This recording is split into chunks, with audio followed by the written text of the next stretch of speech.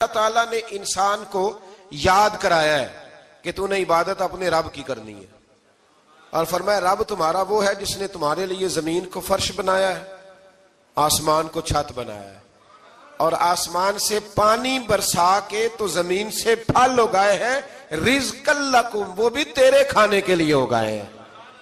وہ جو آسمان سے بارش برسا کے زمین سے سبز اور پھل اگائے ہیں تو وہ بھی تیرے لیے۔ جب سارا کچھ تیرے لیے بنایا تو بھی تو عبادت کرنا اپنے رب کی، پھر کسی کو اس کا شریک نہ ٹھہرا۔ ایک چیلنج بھی کیا قرآن مجید نے اس رکوع کے اندر۔ کہا کرتے تھے مکے کے لوگ کہ آپ قرآن مجید کی آیتیں نبی کریم علیہ السلام سے کہا کرتے تھے کہ معاذ اللہ آپ خود بناتے ہیں، بنا کے لاتے ہیں۔ تو اللہ کریم نے فرمایا وَإِن كُنتُمْ فِي رَيْبٍ مِّمَّا نَزَّلْنَا عَلَىٰ عَبْدِنَا فَأْتُوا بِسُورَةٍ مِّن مِّثْلِهِ، اگر تمہیں شک ہو نا اس میں جو ہم نے بندہ خاص پہ نازل کیا ہے تو تم بھی اس جیسی ایک صورت بنا کے لاؤ۔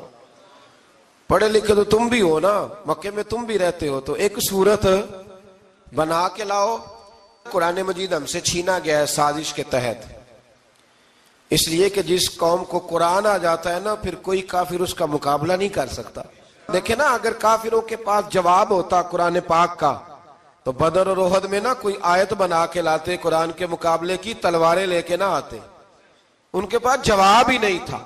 اور قیامت تک کسی کافر کے پاس قرآن مجید کا کوئی جواب، قرآن کا کوئی جواب، قسم اللہ کی جواب کوئی نہیں، قرآن کا اس کا کوئی جواب نہیں۔ کیا بات ہے قرآن پاک کی۔ وہ ایک دفعہ مسلمہ کذاب بے ایمان کہنے لگا میں نے بنا لیا ہے قرآن پاک کا جواب، معاذ اللہ۔ جواب کیا بنایا؟ وہ صورت ہے نا القاریۃ ما القاریۃ وما ادراک ما القاریۃ، کھڑکھڑانے والی کیا ہے، کھڑکھڑانے والی تمہیں کیا پتا کیا ہے کھڑکھڑی، قیامت کا ذکر ہے۔ کہنے لگا میں نے اس جیسی صورت بنا لیا، تو کیا بنایا؟ الفیل ملفیل وما ادراک ما الفیل۔ کہنے لگا ہاتھی، تمہیں کیا پتا کیا ہاتھی، تم کیا جانو کیا ہاتھی۔ تو پاس جو اس کے اپنے بیٹھے تھے نا چیلے، کہنے لگے چپ کر جا، سارے زمانے کو پتا ہے ہاتھی کیا ہوتا ہے۔ تو پاگل ہے، اس کے دو کان ہوتے ہیں، ایک سونڈ ہوتی ہے، چار اس کے پیر ہوتے ہیں۔ بیوقوف آدمی قرآن کا مقابلہ کرنا ہے تو کچھ چج کے ساتھ کر، پاگلوں کی طرح مقابلہ کرے گا، جوتے کھائے گا بھی، ہمیں بھی پڑھوائے گا۔ تو قرآن مجید کا کوئی مقابلہ کر سکا؟ تو اس آیہ مبارکہ میں اللہ نے کافروں کو یہ کہا اگر مقابلہ نہیں کر سکتے تو پھر اللہ سے ڈرو، ورنہ دوزخ میں ڈالے جاؤ گے، وہ جس کا ایندھن آدمی اور پتھر ہے، اور بنائی بھی کافروں کے لیے گئی ہے۔ اعدت للکافرین، جہنم کس کے لیے بنائی گئی ہے؟ کافروں اور منافقوں کے لیے۔ مسلمانوں کے لیے بنائی گئی، مسلمان مرضی سے چھلانگے لگائیں تو ان کی موج ہے، ورنہ ان کے لیے جہنم، ان کے لیے اللہ نے جنت بنائی ہے۔ اور یہ بات کرتے ہی رب کریم نے فرمایا اے محبوب علیہ السلام مومنوں کو خوشخبری دے دیں کہ اللہ نے ان کے لیے جنت بنائی ہے، اس میں باغات ہیں، انہیں رزق دیا جائے گا کھانے کے لیے، اور اس میں انہیں پاکیزہ بیویاں دی جائیں گی، اور پھر وہ اس میں ہمیشہ رہیں گے، انہیں اس سے نکالا نہیں جائے گا۔ آگے جو آیات کریمہ ہے نا اس کے اندر اللہ تبارک و تعالیٰ نے فرمایا ہے کہ اللہ حیا نہیں کرتا سمجھانے کے لیے، مچھر کی مثال بھی دینی پڑے۔ فرمایا قرآن سے کچھ لوگ ہدایت حاصل کرتے ہیں اور کچھ گمراہ ہو جاتے ہیں۔ جب لوگ اپنی مرضی کی تشریحات چاہتے ہیں تو گمراہ ہوتے ہیں، اور جب قرآن کو رسول اللہ صلی اللہ علیہ وسلم اور امت مسلمہ کی تشریحات کی روشنی میں سمجھتے ہیں تو پھر اللہ ہدایت عطا فرماتا ہے۔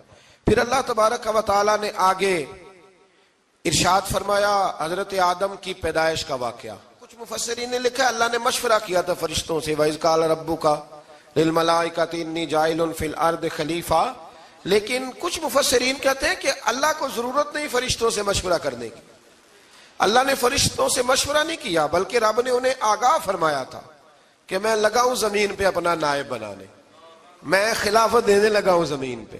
اب یہ تو دینے والی کی مرضی ہے نا اس نے کس کو دینی ہے، یہ تو دینے والے کی مرضی ہے نا اس نے۔ تو کچھ لوگ کہتے ہیں کہ دینے والے سے زیادہ ہمیں پتہ ہے، تو فرشتوں کو بھی یہ اجتہادی خطا ہو گئی، کہنے لگے یا اللہ اسے نہ بنانا، یہ فساد کرے گا، یہ خون ریزیاں کرے گا۔ تو اللہ نے فرمایا جو میں جانتا ہوں وہ تم، اللہ اکبر۔ امام راضی فرماتے جب رمضان آتا ہے تو اللہ فرشتوں سے کہتا ہے ذرا یہ کھول کے دروازے دیکھو نا یہ زمین پہ کیا کر رہے ہیں، تم تو کہتے تھے فساد کریں گے اور یہ سارے تراویحاں پڑھ رہے ہیں. تم تو گویا کہتے تھے فساد کریں گے اور یہ تو دیکھو گویا رمضان کے روزے رکھ رہے ہیں. یہ تو میری یاد میں نکلے ہوئے ہیں. تم کچھ کہتے تھے اور دیکھو میں نے تمہیں کہا تھا نا جو میں جانتا ہوں وہ تم. اللہ نے پھر حضرت آدم علیہ السلام کو تمام زمانے کے علوم عطا کیے, علم سکھا لیا. تو فرشتوں سے کہا تم بھی ان چیزوں کے نام بتاؤ, تو وہ بتا سکے نہیں. اللہ نے فرمایا اب اس طرح کرو, آدم کو سجدہ کرو. سب نے سجدہ کیا سوائے, وہ کہنے لگا یا اللہ صرف تجھے ہی کرنا ہے. کرنا بھی صرف اللہ کو چاہیے, پر رب کے آگے بھی جھکنا چاہیے, اور جس کے سامنے رب جھکائے نا وہاں بھی. اور یہ جو عاجزی ہے نا, یہ جو جھکنا ہے, یہ علم کے آگے ہے. ہماری مصیبت یہ ہے کہ ہم علم کے آگے بھی گردن جھکانے کو تیار نہیں ہوتے, وہاں بھی ہم خود عالم فاضل بن جاتے. تو فرمایا کہ سب سے کہا سجدہ کرو, سب نے سجدہ کیا سوائے ابلیس کے. تو پھر ہوا کیا, وکان من الکافرین, وہ کافروں میں سے ہو گیا. پھر اللہ نے حضرت آدم کو اور جناب حوا کو نا مقام دے دیا جنت میں رہنے کے لیے, اور کہا سارا کچھ کھانا, درخت کے قریب نہ جانا. ابھی آپ کسی سے کہہ دیں تھوڑا سا کہ پیچھے نہ دیکھنا, یعنی اگر میری سمجھ لیں ادب کی وجہ سے کوئی 1.5-2 منٹ یا 6 منٹ نہیں بھی نہ دیکھے گا تو سوچے گا ضرور کہ پتہ نہیں اب پیچھے کیا ہے, مصیبت کیا ہے. یعنی آپ کہہ کے دیکھ لیں کسی کو, پیچھے نہ دیکھنا. فطرت ہے نا انسان کی, وہ جستجو کرتا ہے. کہا اس درخت کے پاس نہ جانا. تو حضرت حوا سلام اللہ علیہ کہتے ہیں دل میں خیال رہتا تھا کہ آخر ہے کیا درخت کے پاس. یہی انسان کا عقیدہ توحید ہے کہ جہاں سے رب منع کر دے وہاں وہ منع ہو جائے. اور یہ ان کی خطا نہیں تھی, یہ اللہ کی حکمت تھی, چونکہ رب نے تو پہلے کہہ دیا تھا بنایا ہی زمین کے لیے, تو یہ تو سارا کچھ ہونا تھا تو زمین پہ آنا تھا نا. تو حضرت حوا اور جناب آدم کے پاس شیطان آیا, اب اس کو نکال تو دیا تھا پر ابھی اس کا جنت میں آنا جانا بند نہیں ہوا تھا, یہ بھی اللہ کی حکمت تھی. تو وہ کہنے لگا تمہیں پتہ ہے بعد میں مر جاؤ گے. تو حضرت حوا کہنے لگی کیا موت بھی آئے گی؟ کہاں, اس کی تکلیف بھی بڑی ہوگی, تو پھر بچیں گے کیسے؟ تو کہنے لگے پھل کھا لو اس درخت کا. تو بچنے کے لیے پھل کھایا تھا. جس طرح لوگ آج بہت سارے کام بچنے کے لیے کرتے ہیں پر بچ سکتے, بچنے کے لیے پھل کھایا. تو اللہ نے فرمایا زمین پہ چلے جاؤ. تو حضرت آدم زمین پہ آئے, پھر کئی 100 سال روتے رہے. فَتَلَقَّى آدَمُ مِن رَبِّهِ کَلِمَاتٍ, تو پھر اللہ نے خود ہی جناب آدم کو کچھ کلمے سکھائے. علامہ اسماعیل لکی فرماتے ہیں وہ کلمے یہ تھے کہ حضرت آدم نے میرے نبی کا وسیلہ پیش کیا, اللہ کریم نے جناب آدم کی دعا کو مقبول فرما لیا. پھر آگے بنی اسرائیل کا ذکر آ جاتا ہے. اللہ تعالیٰ نے بنی اسرائیل, آج آپ اسی قوم کو یہودی کہتے ہیں, ان کو اللہ نے اس زمانے میں فضیلت عطا کی تھی بہت زیادہ. تو عرب کے اندر جب نبی پاک علیہ السلام نے اعلان نبوت کیا تو کچھ لوگوں نے یہ کہہ دیا کہ اگر یہ یہودی کلمہ پڑھ لیں گے تو ہم بھی پڑھ لیں گے. تو پھر اللہ نے انہیں یاد کرایا کہ تم اصل میں کیا ہو, تمہیں کلمہ پڑھنا چاہیے. تو اہل یہود کا تذکرہ کرتے کرتے رب کریم نے ایک بات یہ بھی ارشاد فرمائی کہ تم لوگوں کو تو کہتے رہے ہو کہ وہ نبی آنے والے ہیں, وہ نبی آنے والے ہیں, اور جب آ گئے ہیں تو ماننے کو تیار نہیں ہو. تو فرمایا تأمرون الناس بالبر وَتَنْسَوْنَ أَنفُسَكُمْ وَأَنْتُمْ تَتْلُونَ الْكِتَابَ, لوگوں کو بھلائی کا حکم دیتے ہو اور اپنے آپ کو بھول جاتے ہو. افلا تعقلون, تمہیں عقل نہیں؟ پھر اللہ نے انہیں یہ بھی یاد کرایا کہ یاد کرو وہ زمانہ کہ جب فرعون نے خواب دیکھ لیا تھا کہ کوئی بچہ اس کی سلطنت کو تباہ کرے گا, تو پھر اس نے تمہارے بچوں کو ذبح کرانا شروع کیا اور تمہاری بیٹیوں کو چھوڑتا تھا. فرمایا یہ بھی تو تم نے دیکھا, میں نے تمہیں پھر تم سے کہا جہاد کرو قوم عمالقہ کے خلاف, تو مقام طیہ میں جا کے یہ لوگ کہنے لگے ہم سے جہاد نہیں ہوتا. اللہ نے انہیں ایک میدان میں قید کر دیا. بڑی دلچسپ بات, قید تو لوگ ہوتے ہیں نا 4 دیواری میں, تو اللہ نے بنی اسرائیل والوں کو جب انہوں نے کہا جہاد نہیں کریں گے تو اللہ نے میدان میں قید کر دیا. میدان میں, یہ یاد رکھیں, جب انسان اللہ کی نافرمانی کرتا ہے تو اسے ایسی قید ملتی ہے جس کا اس نے تصور بھی نہیں کیا ہوتا. ایک میدان ہے مقام طیہ, قید ہو گئے, سارا دن سفر کرتے تھے, سارا دن. تو رات کو تھک کے سوتے تھے, صبح اٹھتے تھے نا جب, تو وہیں ہوتے تھے جہاں کل صبح چلے تھے. تو رب جب کسی کو قیدی بناتا ہے تو اسے زنجیروں کی, سلاخوں کی ضرورت, دعا فرمائیں اللہ تبارک و تعالی غموں سے نجات عطا فرمائے. یہ دعا فرمائے، ایسی قید دیتا ہے کہ جس سے پھر چھٹکارا ہو سکتا۔ تو بنی اسرائیل کا بہت زیادہ تذکرہ اس پارے میں اللہ تبارک و تعالیٰ نے پھر بیان کیا، اور پھر کہا کہ انہیں جو حکم دیا جاتا تھا یہ اس کی سرتابی کرتے تھے، پھر اللہ نے ان پر ذلت نازل کر دی اور یہ ہمیشہ اس کا شکار رہے۔ قوم سبت کا ذکر فرمایا اللہ نے، ہفتے والے دن کچھ لوگ نافرمانی کرتے تھے۔ ہمارے بھی ہیلے بہانے ہیں نا آج کل کاروبار میں، تو اسی سپارے کی آیت نمبر 65 کے اندر اللہ تعالیٰ نے حضرت داؤد کی قوم کا ذکر کیا کہ اللہ نے انہیں حکم دیا تھا کہ ہفتے والے دن مچھلیاں نہیں پکڑنی، تو وہ کہتے تھے چلو ہاتھ لگا کے نہیں پکڑنی، ہاتھ لگا کے۔ وہ ہمارے لوگ ہیلے بہانے تلاش کر لیتے ہیں نا، وہ بڑے جناب انشورنس والا آ گیا، اب وہ بینک والا آ گیا، وہ فلانے صاحب آ گئے، وہ تروڑ مروڑ کے کہانیاں باتیں، اور پھر ہمیں بھی رستے مل جاتے ہیں بچنے کے۔ مفتی صاحب نے کہہ دیا تھا، ایک مولانا سے میں نے ان کو کہا ہفتے والے دن مچھلیاں نہیں پکڑنی، کہا نہیں پکڑتے، چھوٹے چھوٹے حوض بنا لیے۔ تو مچھلیاں زیادہ آتی تھی اس دن، یہ بھی اللہ کی قدرت تھی۔ نماز کے وقت گاہک زیادہ آتے ہیں، یہ اس کی قدرت ہوتی ہے۔ تو وہ مچھلیاں حوض میں جمع ہو جاتی ہیں، یوں سمجھ لیں کہ جال انہوں نے لگا لیے ہوئے تھے، تو جال میں وہ پھنستی رہتی تھی، حوضوں میں آتی رہتی تھی۔ ہفتے کو نہیں پکڑتے تھے، اتوار کو پکڑ لیتے تھے، تو پھر اللہ نے انہیں سزا دی۔ فرمایا تماشے کرتے ہو اللہ کے حکم کے ساتھ، کیا سزا دی؟ فَقُلْنَا لَهُمْ كُونُوا قِرَادَةً خَاسِئِينَ، فرمایا بندر بن جاؤ دھتکارے ہوئے۔ جو رزق حرام طریقے سے کماتے تھے رب انہیں بندر بنا دیتا تھا۔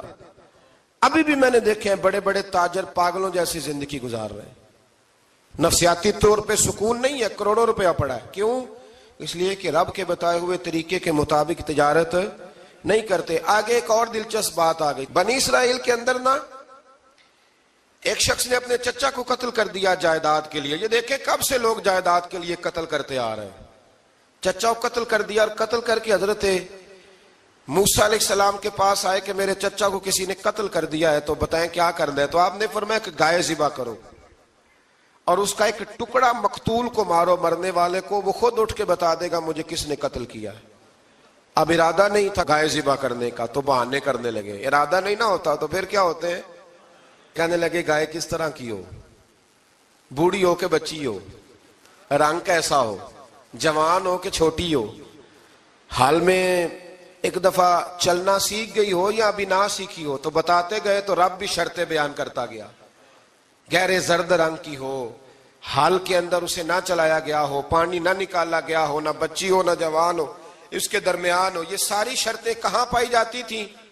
حضرت موسیٰ علیہ السلام کی قوم کا ایک شخص تھا جو اللہ کا ولی تھا۔ وہ جب انتقال کرنے لگا نا، اللہ اکبر، دیکھو رب ولیوں کی اولادوں پر بھی کتنا فضل فرماتا ہے۔ وہ جب انتقال کرنے لگا تو ایک اس کے پاس چھوٹی سی بچیا تھی، گائے کی بچی، اس نے جنگل میں چھوڑ دی۔ کہنے لگا یا اللہ میں تیرے نام پہ چھوڑتا ہوں، میرا بچہ جوان ہو جائے تو اسے دے دینا، اور تو سرمایہ ہی کوئی نہیں۔ بچہ بڑا ہوا تو بچہ بھی بڑا نیک تھا، اپنی ماں کا بڑا فرما بردار تھا۔ اس کی ماں نے کہا بیٹا تیرے باپ نے ایک گائے چھوڑی تھی۔ تو بچہ جنگل میں گیا اور جا کے کہنے لگا اے اللہ میری گائے مجھ سے ملا دے۔ تو رب کریم نے وہ گائے واپس کر دی، وہ گائے گھر لے آیا۔ اب وہ کہنے لگا اماں بیچ دوں، تو اماں کہنے لگی بیٹا میرے پوچھے بغیر نہ بیچنا۔ کئی دفعہ گاہک لگے پر اس نے کہا جب تک میری اماں نہ کہے گی میں بیچوں گا۔ ادھر بنی اسرائیل والے شرطیں جتنی گائے کے بارے میں پوچھ چکے تھے وہ ساری اسی گائے میں پائی جاتی تھی۔ تو یہ ڈھونڈتے ڈھونڈتے وہاں پہنچ گئے، تو کہنے لگے گائے چاہیے۔ تو اس نے کہا بھی تمہاری مرضی سے نہیں، قیمت میری مرضی کی۔ ایک مفسر نے تو یہاں تک لکھا ہے کہ اس نے کہا گائے ذبح کر کے نا، تو جتنا گائے کے اندر گوشت ہوگا نا اتنا ہی کھال کے اندر تم مجھے مال بھر کے دو گے، اتنے ہی سکے بھر کے دو گے، اتنی اشرفیاں بھر کے دو گے، تو پھر تمہیں گائے دوں گا۔ تو پھر یہ گائے انہیں ملی اور یہ گائے لے کر کے آئے۔ زیادہ سوالات نہ کرتے تو زیادہ الجھتے نہ۔ ہم بھی دین کے معاملے میں بڑے سوال جواب کرتے ہیں، اتنا سوال کریں جتنی اس کی ضرورت ہے۔ ان لوگوں نے سوالات زیادہ کیے تو پھر الجھ زیادہ گئے۔ تو میرے بھائی اس کا ذکر بھی اللہ تبارک و تعالیٰ نے پہلے پارے کے اندر بیان فرمایا. پھر اللہ کریم نے فرمایا کہ کچھ ایسے لوگ بھی ہیں یہودیوں میں سے جن کا دعویٰ ہو گیا ہے کہ ہم اللہ کے بڑے پیارے ہیں. فرمایا یہ صرف ان کے منہ کی باتیں ہیں, یہ تو قیامت میں پتہ چلے گا نا کہ اللہ کا پیار کس کے ساتھ زیادہ ہے. اور پھر یہ بھی یہودیوں نے دعویٰ کیا ہے, اسی پارے میں اللہ فرماتے ہیں کہ ان کا دعویٰ ہے کہ ہم اللہ کے بڑے پیارے ہیں, جنت میں ہم ہی جائیں گے. تو اللہ فرماتے ہیں پھر مرنے کی دعا تو کرو, جنت میں تو مر کے جانا ہے نا. لیکن رب فرماتے ہیں یہ کبھی مرنے کی دعا نہیں کریں گے, اس لیے کہ انہیں پتہ ہے کہ ہم نے آخرت کے لیے کیا بھیجا. لیکن جی پہلا حکم آ گیا یا ایھا الذین آمنوا کہہ کے, پہلی آیت قرآن پاک کی پہلے سپارے میں پہلی آیت جس میں اللہ نے کہا یا ایھا الذین آمنوا. تو پہلا حکم آمنوا کہہ کے آیت نمبر 104 میں جو اللہ نے حکم دیا ہے نا, وہ نبی پاک کی تعظیم کا حکم ہے. پہلا حکم ہی اللہ نے حضور کی عزت اور ناموس کا ارشاد فرمایا. پہلا اس ترتیب کے لحاظ سے وہ ہوا یہ کہ جب نبی پاک کو بات ارشاد کرتے تو صحابہ کرام اٹھ کے عرض کرتے رائینا یا رسول اللہ, حضور سمجھ نہیں آئی ذرا رعایت کر دے. تو یہودیوں کی عبرانی زبان کے اندر نہ ذرا کھینچ کے پڑھتے تھے رائینا, تو اس کا معنی بنتا تھا معاذ اللہ اے ہمارے چرواہے. بکریاں چرانے والے کو بھی وہ رائینا کہتے تھے. تو جب صحابہ یہ کہنے لگے تو اللہ نے منع ہی کر دیا. فرمایا میرے محبوب کے غلاموں, اس لفظ کے پیچھے چھپ کے, اس لفظ کے پیچھے چھپ کے لوگ میرے نبی کی بے ادبی کر جاتے ہیں. تو جس لفظ کا کوئی ایک معنی بے ادبی والا بنتا ہو وہ لفظ بھی میرے نبی کے لیے نہ کہو. لفظ وہ والے کہو جس میں کوئی بے ادبی کا معنی نکلے نہ. یہاں لوگوں نے بڑے بڑے لفظ نہیں بول دیے, پھر کہتے میرا مطلب یہ تھا, میرا مطلب وہ تھا. تو نے وہ لفظ بولا کیوں جس کا کوئی غلط مطلب بھی نکل سکتا تھا؟ اللہ نے فرمایا یا ایھا الذین آمنوا لا تقولوا رائینا, اے ایمان والو رائینا کہو ہی نہ. تو یا اللہ کیا کہیں؟ فرمایا وقولوا انظرنا, تم کہو یا رسول اللہ ایک نظر فرمائیے. انداز دیکھیے, انظرنا ایک نظر. تو ہمارے بزرگ تو پہلے ہی بڑے پیار والوں نے کہہ دیا یا رسول اللہ انظر حالنا. کہتے کہاں سے لاتے ہو جملے؟ میں نے کہا اللہ کی کتاب سے. یا رسول اللہ انظر حالنا یا حبیب اللہ اسمع قالا. تو تم کہو انظرنا, محبوب نظر کرم کریں, واسمعوا, اور کیا ضرورت ہے دوبارہ پوچھنے کی؟ اللہ کہتا ہے پہلے ہی دھیان سے سنا کرو, پہلے ہی واسمعوا, پہلے ہی احتیاط سے سنو. وللکافرین عذاب علیم, اور کافروں کے لیے دردناک عذاب ہے. لے جی اسی پارے میں اللہ تبارک و تعالیٰ نے پھر اہل یہود کا ذکر کیا. تو یہود کہنے لگے کہ ہم حضرت ابراہیم کے ماننے والے ہیں. تو اللہ کریم نے وہ بھی ذکر کیا کہ میں نے تو ابراہیم کو آزمایا ہے. وَإِذِ ابْتَلَىٰ إِبْرَاهِيمَ رَبُّهُ بِكَلِمَاتٍ فَأَتَمَّهُنَّ, ہم نے ابراہیم کو کچھ چیزوں سے آزمایا ہے, وہ ہماری آزمائش پہ پورے اترے. قَالَ إِنِّي جَاعِلُكَ لِلنَّاسِ إِمَامًا, تو پھر ہم نے انہیں کہا کہ ہم آپ کو پوری دنیا کا امام بنائیں گے. وہ آزمائش کیا تھی؟ آگ میں جانا بھی آزمائش, بیٹے کا نہ ہونا بھی آزمائش, بیٹا ہوا تو پھر اسے وادی غیر ذی زرع ان میں چھوڑ کے آنا بھی آزمائش, بڑا ہوا تو پھر ذبح کرنا بھی آزمائش. فرمایا جہاں جہاں آزمایا ہے نا, ابراہیم ہماری آزمائش میں پورے اترے. فرمایا تو مفت میں حضرت ابراہیم کی اولاد بنتے ہو اور ان کا نام لیتے ہو اور ان کے ساتھ اپنا تعلق بناتے ہو, دیکھو تو صحیح وہ کتنی آزمائشوں سے گزرے. تو اس کا بھی اللہ نے اسی میں ذکر فرمایا. اور پھر وہ بات کرتے تھے حضرت یعقوب کی اور حضرت اسحاق کی. تو فرمایا وہ تو ہمارے اتنے خاص بندے تھے کہ وصال کا وقت بھی انہوں نے اپنی اولادوں کو نصیحت فرمائی تھی کہ اللہ کی توحید پہ قائم رہنا. اس کا ذکر بھی اللہ نے اسی پارے میں بیان فرمایا. اور جو حضرت ابراہیم اور جناب اسماعیل نے کعبہ تعمیر کیا تو اس کا ذکر بھی اللہ تعالیٰ نے اسی پارے میں فرمایا. فرمایا جب وہ کعبہ بنا رہے تھے تو کہہ رہے تھے ربنا تقبل منا, کہہ رہے تھے اے اللہ بنا ہم نے دیا ہے پر مہربانی فرما ہم سے قبول فرما لے. تو جو آیہ کریمہ آخر میں عرض کرنا چاہتا ہوں اس پر بھی تھوڑی توجہ فرمائیں گے تو بات بڑی نکھر کے باہر آئے گی. یہ 16ویں رکوع کے اندر اللہ نے پھر یہود کا اور عیسائیت کا ذکر فرمایا. تو اللہ کریم نے ایک بات ارشاد فرمائی, یہودیوں کے ہاں جب کوئی بچہ پیدا ہوتا تھا پیلے رنگ کے ساتھ اس کو رنگتے تھے, یا کوئی خاص رنگ تھا ان کا, بچہ پیدا ہوتا تو اس پر وہ رنگ چڑھاتے کہ یہ جی ہمارے مذہب کا رنگ ہے. ہمارے ہاں بھی رسمیں ہیں نا اپنی اپنی معاذ اللہ. اپنی اپنی نہیں ہونی چاہیے، اللہ رسول کا حکم ہونا چاہیے۔ تو یہودیوں کے ہاں بچہ پیدا ہوتا تو ایک خاص رنگ چڑھاتے، عیسائیوں کے ہاں پیدا ہوتا تو وہ بھی ایک خاص رنگ چڑھاتے۔ تو مسلمانوں کے ہاں بچے پیدا ہوئے تو انہوں نے بھی توجہ کی کہ یہ کیا ہو رہا ہے، تو رب کریم نے فرمایا صبغۃ اللہ، رنگ اللہ کا ہی ہے۔ ومن احسن من اللہ صبغہ، اور فرمایا اللہ کے رنگ سے زیادہ خوبصورت کس کا رنگ ہو سکتا ہے؟ اللہ کا رنگ کیا ہے؟ لا الہ الا اللہ محمد الرسول اللہ صلی اللہ علیہ۔ فرمایا نیلے پیلے کالے رنگ نہ چڑھاؤ، اپنے ذہن پر توحید و رسالت کا رنگ چڑھاؤ، یہ سب سے بہترین رنگ ہے۔ اگر تمہارے ذہنوں پر رب رسول کی توحید کا رنگ چڑھ گیا تو یہ وہ والا رنگ ہے، پھر تمہیں کسی اور رنگ کی طرف جانے کی ضرورت نہیں پڑے گی۔ تو فرمایا رنگ وہ پیدا کرو جو توحید کا ہے، رسالت کا ہے، اس رنگ کی توجہ کرو۔ قرآن مجید کے اس پارے میں اللہ کریم نے مختلف باتیں بیان کر کے آخری رکوع میں یہ جو رنگ کا ذکر فرمایا نا، تو یہ لگتا ہے پورے پارے کا خلاصہ ہے کہ رب کریم نے فرمایا اصل بات یہ ہے کہ تمہاری سوچوں پہ رب رسول کی توحید و رسالت کا رنگ ہونا چاہیے۔ ہر وقت بچہ پیدا ہو، کوئی دنیا سے جائے تو رنگ کس کا ہونا چاہیے؟ اللہ رسول کے۔ اور فرمایا رب تمہارا وہ ہے جس نے تمہارے لیے زمین کو فرش بنایا ہے، آسمان کو چھت بنایا ہے، اور آسمان سے پانی برسا کے تو زمین سے پھل اگائے ہیں، رزق لکم، وہ بھی تیرے کھانے کے لیے اگائے ہیں۔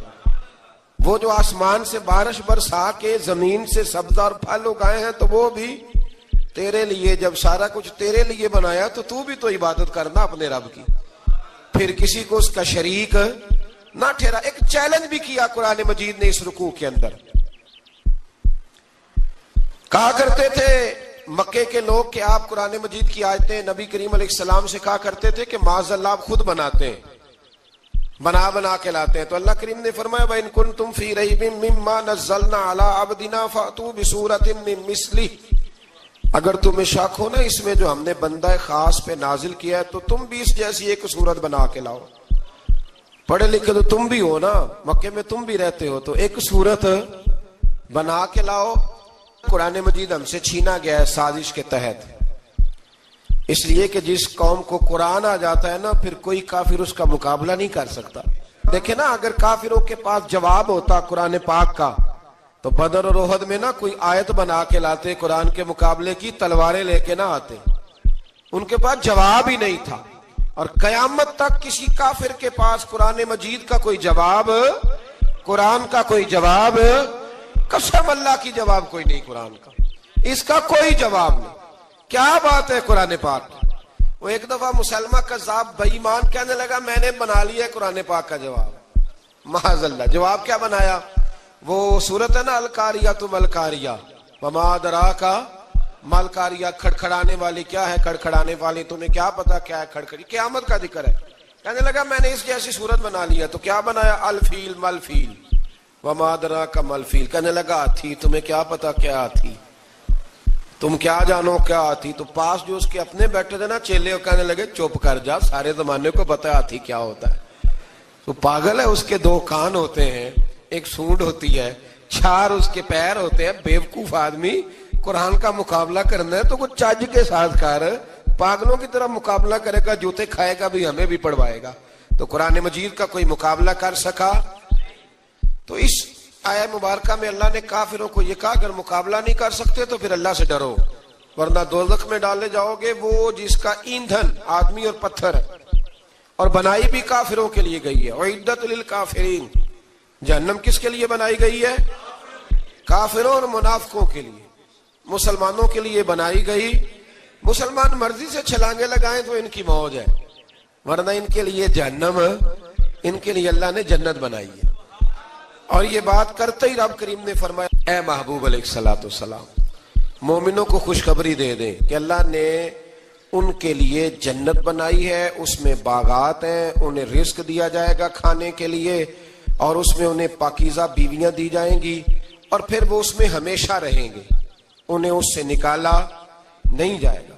آگے جو آیات کریمہ ہے نا اس کے اندر اللہ تبارک و تعالیٰ نے فرمایا ہے کہ اللہ حیا نہیں کرتا سمجھانے کے لیے مچھر کی مثال بھی دینی پڑے۔ فرمایا قرآن سے کچھ لوگ ہدایت حاصل کرتے ہیں اور کچھ گمراہ ہو جاتے ہیں۔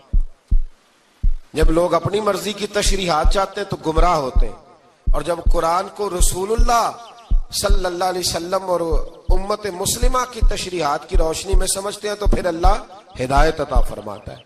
پھر اللہ تبارک و تعالیٰ نے آگے ارشاد فرمایا حضرت آدم کی پیدائش کا واقعہ۔ کچھ مفسرین نے لکھا اللہ نے مشورہ کیا تھا فرشتوں سے، وَإِذْ قَالَ رَبُّكَ لِلْمَلَائِكَةِ إِنِّي جَاعِلٌ فِي الْأَرْضِ خَلِيفَةً، لیکن کچھ مفسرین کہتے ہیں کہ اللہ کو ضرورت نہیں فرشتوں سے مشورہ کرنے کی، اللہ نے فرشتوں سے مشورہ نہیں کیا، بلکہ رب نے انہیں آگاہ فرمایا تھا کہ میں لگا ہوں زمین پہ اپنا نائب بنانے، میں خلافت دینے لگا ہوں زمین پہ۔ اب یہ تو دینے والی کی مرضی ہے نا اس نے کس کو دینی ہے، یہ تو دینے والے کی مرضی ہے نا اس نے۔ تو کچھ لوگ کہتے ہیں کہ دینے والے سے زیادہ ہمیں پتہ ہے، تو فرشتوں کو بھی یہ اجتہادی خطا ہو گئی، کہنے لگے یا اللہ اسے نہ بنانا، یہ فساد کرے گا، یہ خون ریزیاں کرے گا۔ تو اللہ نے فرمایا جو میں جانتا ہوں وہ تم، اللہ اکبر۔ امام راضی فرماتے جب رمضان آتا ہے تو اللہ فرشتوں سے کہتا ہے ذرا یہ کھول کے دروازے دیکھو نا یہ زمین پہ کیا کر رہے ہیں، تم تو کہتے تھے فساد کریں گے اور یہ سارے تراویحیں پڑھ رہے ہیں، تم تو گویا کہتے تھے فساد کریں گے اور یہ تو دیکھو گویا رمضان کے روزے رکھ رہے ہیں، یہ تو میری یاد میں نکلے ہوئے، تم کچھ کہتے تھے اور دیکھو میں نے تمہیں کہا تھا نا جو میں جانتا ہوں وہ تم۔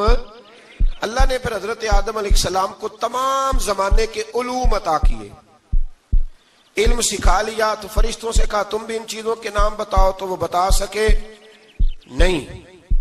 اللہ نے فرمایا اب اس طرح کرو آدم کو سجدہ کرو، سب نے سجدہ کیا سوائے، وہ کہنے لگا یا اللہ صرف تجھے ہی کرنا ہے، کرنا بھی صرف اللہ کو چاہیے، پر رب کے آگے بھی جھکنا چاہیے، اور جس کے سامنے رب جھکائے نا وہاں بھی۔ اور یہ جو عاجزی ہے نا، یہ جو جھکنا ہے یہ علم کے آگے ہے۔ ہماری مصیبت یہ ہے کہ ہم علم کے آگے بھی گردن جھکانے کو تیار نہیں ہوتے، وہاں بھی ہم خود عالم فاضل بن جاتے۔ تو فرمایا کہ سب سے کہا سجدہ کرو، سب نے سجدہ کیا سوائے ابلیس کے۔ تو پھر ہوا کیا وَكَانَ مِنَ الْكَافِرِينَ، وہ کافروں میں سے ہو گیا۔ پھر اللہ نے حضرت آدم کو اور جناب حوا کو نا مقام دے دیا جنت میں رہنے کے لیے، اور کہا سارا کچھ کھانا، درخت کے قریب نہ جانا۔ ابھی آپ کسی سے کہہ دیں تھوڑا سا کہ پیچھے نہ دیکھنا، یعنی اگر میری سمجھ لیں ادب کی وجہ سے کوئی 1.5-2 منٹ یا 6 منٹ نہیں بھی نہ دیکھے گا تو سوچے گا ضرور کہ پتہ نہیں اب پیچھے کیا ہے، مصیبت کیا ہے۔ یعنی آپ کہہ کے دیکھ لیں کسی کو، پیچھے نہ دیکھنا، فطرت ہے نا انسان کی، وہ جستجو کرتا ہے، کہا اس درخت کے پاس نہ جانا۔ تو حضرت حوا سلام اللہ علیہ کہتے ہیں دل میں خیال رہتا تھا کہ آخر ہے کیا درخت کے پاس۔ یہی انسان کا عقیدہ توحید ہے کہ جہاں سے رب منع کر دے وہاں وہ منع ہو جائے، اور یہ ان کی خطا نہیں تھی، یہ اللہ کی حکمت تھی، چونکہ رب نے تو پہلے کہہ دیا تھا بنایا ہی زمین کے لیے، تو یہ تو سارا کچھ ہونا تھا تو زمین پہ آنا تھا نا۔ تو حضرت حوا اور جناب آدم کے پاس شیطان آیا، اب اس کو نکال تو دیا تھا پر ابھی اس کا جنت میں آنا جانا بند نہیں ہوا تھا، یہ بھی اللہ کی حکمت تھی۔ تو وہ کہنے لگا تمہیں پتہ ہے بعد میں مر جاؤ گے؟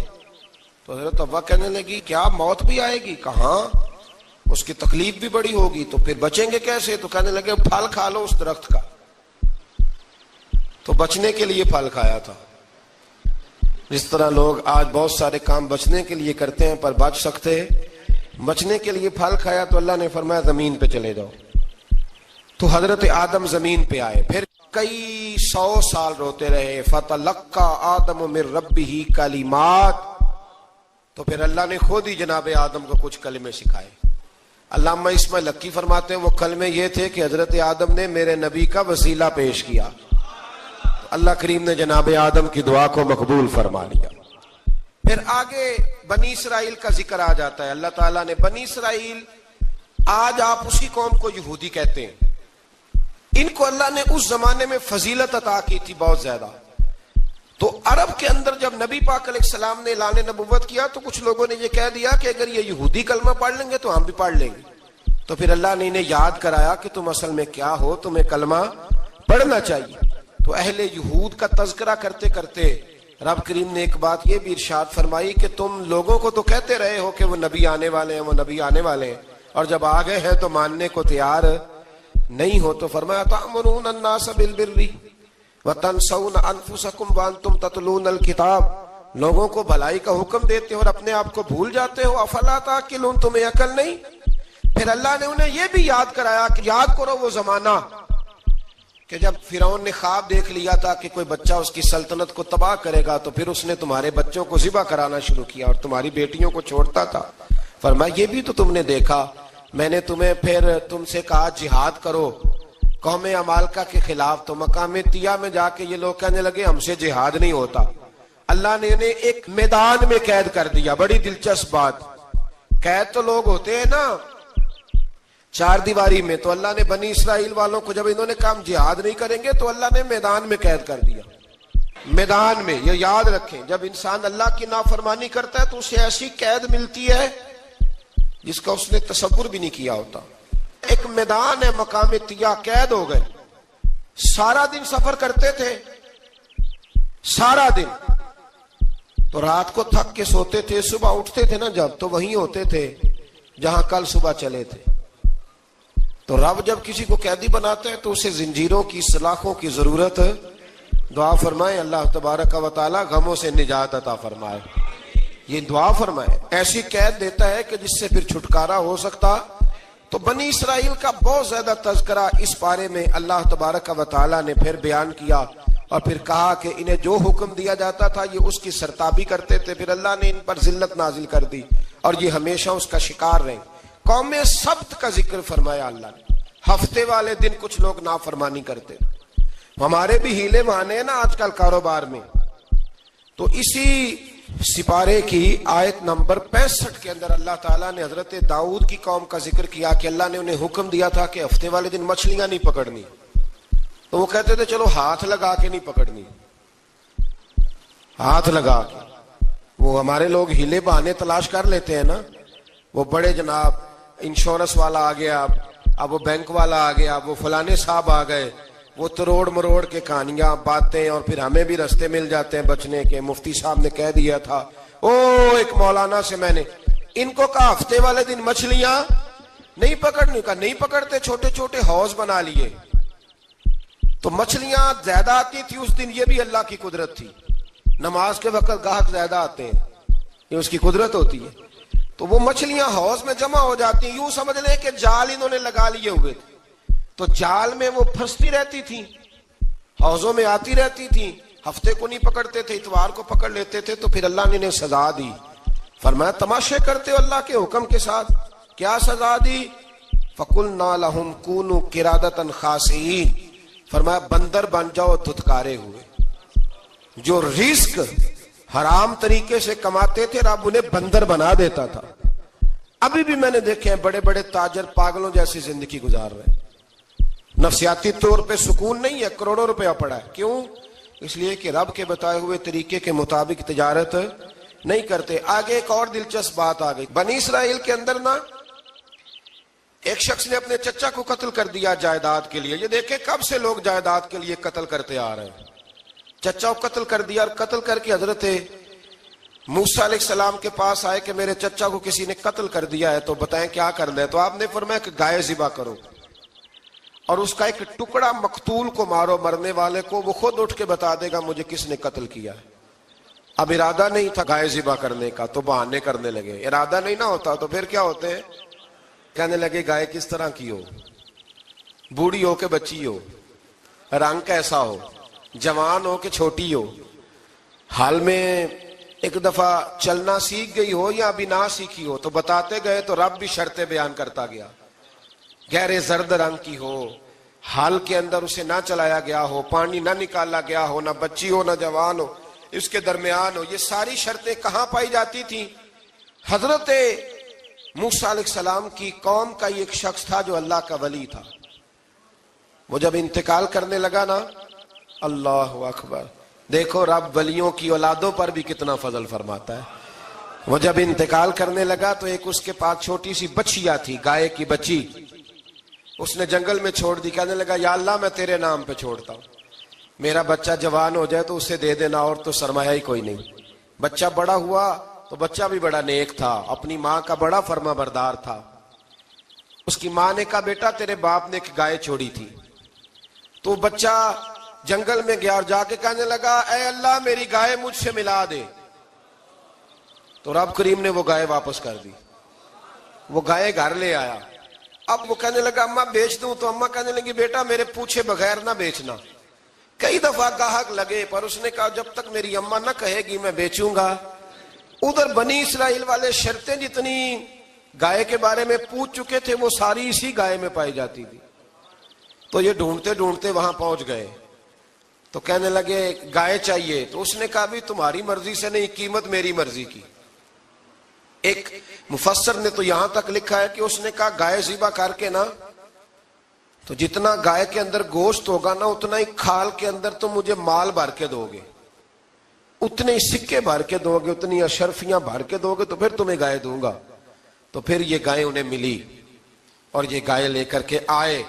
زیادہ سوالات نہ کرتے تو زیادہ الجھتے نہ.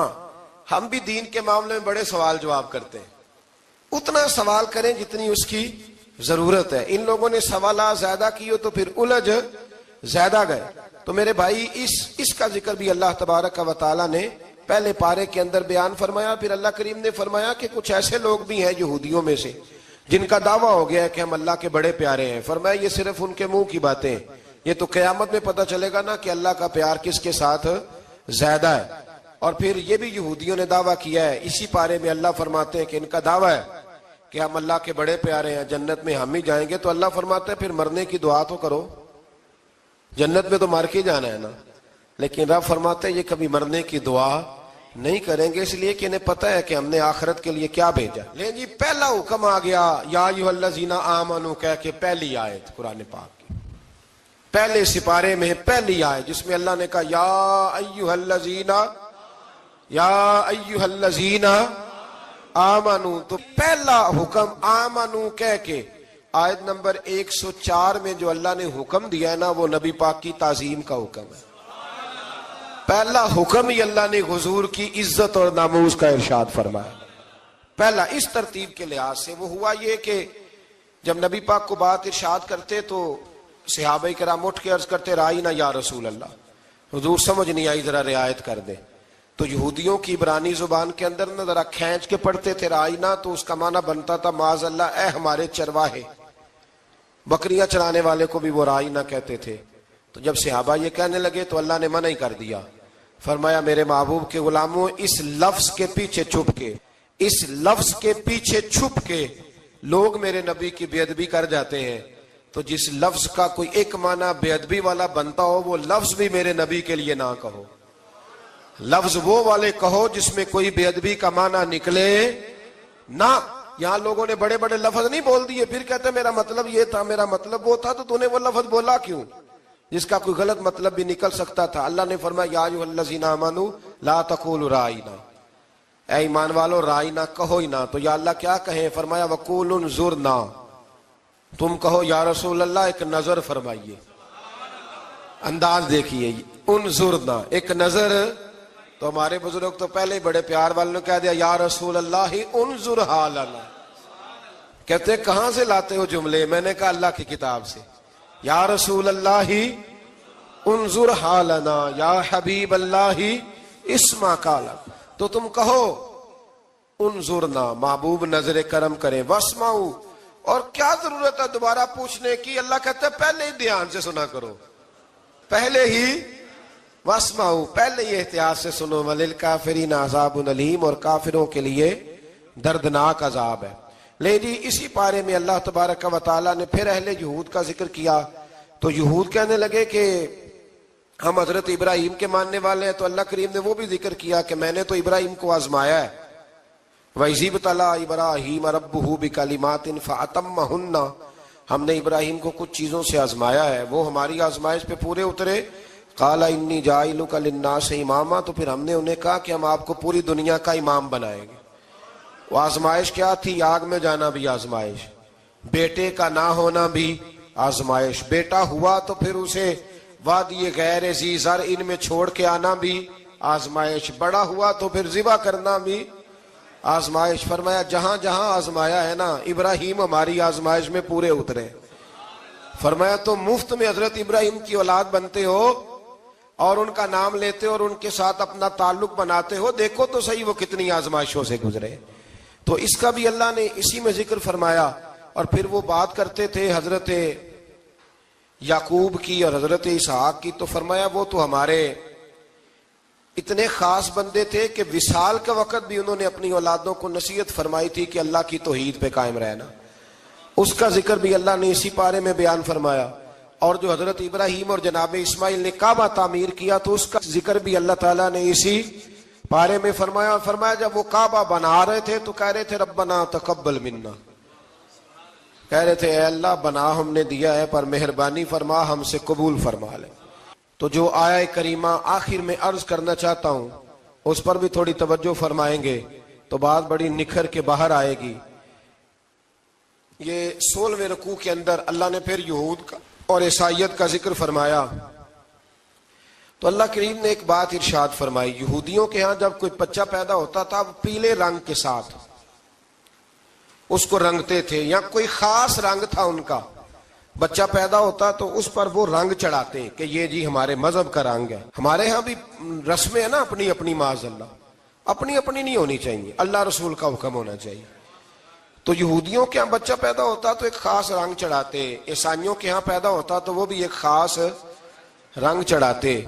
تو مسلمانوں کے ہاں بچے پیدا ہوئے تو انہوں نے بھی توجہ کی کہ یہ کیا ہو رہا ہے. تو رب کریم نے فرمایا صبغۃ اللہ، رنگ اللہ کا ہی ہے. ومن احسن من اللہ صبغہ، اور فرمایا اللہ کے رنگ سے زیادہ خوبصورت کس کا رنگ ہو سکتا ہے. اللہ کا رنگ کیا ہے؟ لا الہ الا اللہ محمد الرسول اللہ صلی اللہ علیہ. فرمایا نیلے پیلے کالے رنگ نہ چڑھاؤ، اپنے ذہن پر توحید و رسالت کا رنگ چڑھاؤ. یہ سب سے بہترین رنگ ہے. اگر تمہارے ذہنوں پر رب رسول کی توحید کا رنگ چڑھ گیا تو یہ وہ والا رنگ ہے، پھر تمہیں کسی اور رنگ کی طرف جانے کی ضرورت نہیں پڑے گی. تو فرمایا رنگ وہ پیدا کرو جو توحید کا ہے، رسالت کا ہے، اس رنگ کی توجہ کرو. قرآن مجید کے اس پارے میں اللہ کریم نے مختلف باتیں بیان کر کے آخری رکوع میں یہ جو رنگ کا ذکر فرمایا نا، تو یہ لگتا ہے پورے پارے کا خلاصہ ہے کہ رب کریم نے فرمایا اصل بات یہ ہے کہ تمہاری سوچوں پہ رب رسول کی توحید و رسالت کا رنگ ہونا چاہیے. ہر وقت بچہ پیدا ہو کوئی دنیا سے جائے تو رنگ کس کا ہونا چاہیے؟ اللہ رسول کے دین کا.